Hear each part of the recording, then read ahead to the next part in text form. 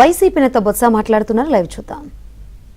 భారతదేశం తాలూకా చిత్రపటంలో పలానా రంగంలో ఈ ఆంధ్ర రాష్ట్రం వచ్చి 1-2-3 స్థానాలు ఉంది చెప్పాలి.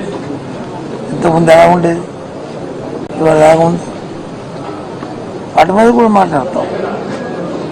ఎక్కడ రాష్ట్రంలో అభివృద్ధి అనేది ఎక్కడ కనబడలేదు.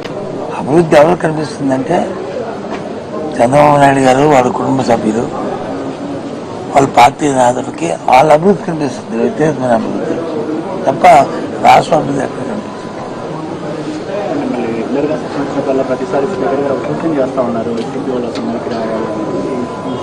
అసెంబ్లీకి రావాలి అంటే మాది ప్రధాన ప్రతిపక్షం, 40% ఓట్లతో ప్రతిపక్షం.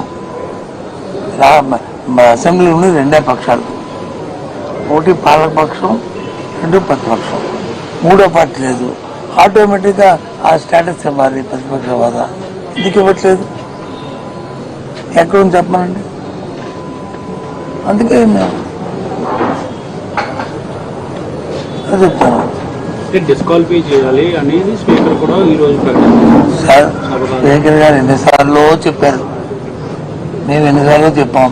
చేయమని డిస్క్వాలిఫికేషన్ ఏమండి, అది చట్టంలో ఉంటే, పరిధిలో ఉంటే, ఆయన పరిధిలో ఉంటే చేయమండి. మేము తయారుగా ఉన్నాం. వైఎస్ఆర్సీ పార్టీ లాంటి బెదిరింపులకి ఎదిరింపులకి కాదు, చేయమని డిస్క్వాలిఫికేషన్.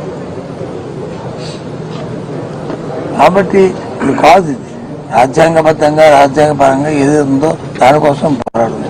దాన్ని చూసామండి, దాన్ని డీసీ శాంతి ర్యాలీలు చేస్తున్నాము. ఎందుకంటే పోలీసులతో కొంతమంది ఎన్ని కేసులు పెట్టారండి, దేనికోసం? మేము చట్టాన్ని తీసుకున్నామా, ఎక్కడైనా వైలెన్స్ చేసామా చెప్పండి.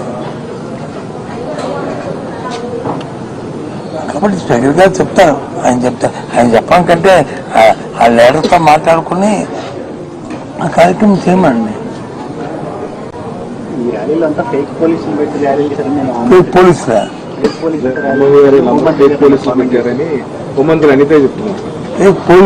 పోలీసులు ఉంటారండి.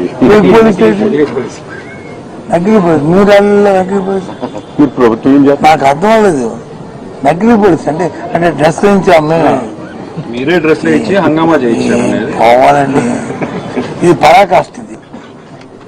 ఇది పరాకాష్ట నిజంగా. కానీ ప్రభుత్వంలో మంత్రులు కానీ మాట్లాడితే, హోంమంత్రి కానీ ఇంకో మంత్రి కానీ మీరు చెప్పిన భాష కానీ మాట్లాడితే ఇది పరాకష్టం.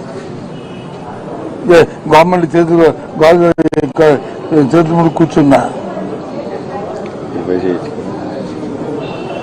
నవ్విపోతారు. అంటే పోలీసులు కూడా మీకు ఫేక్, అంటే ఫేక్ పోలీసులతో ప్రభుత్వం నడిపిస్తుంది అన్నమాట. నడుస్తుంది. ఏం చంద్రబాబు నాయుడు గారు, ఇదే మీ ప్రభుత్వం, ఫేక్ పోలీసులతో మీరు నడిపిస్తున్నారా ఈ ప్రభుత్వాన్ని?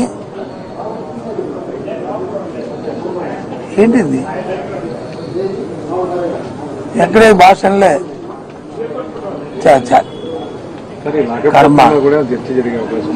అన్నీ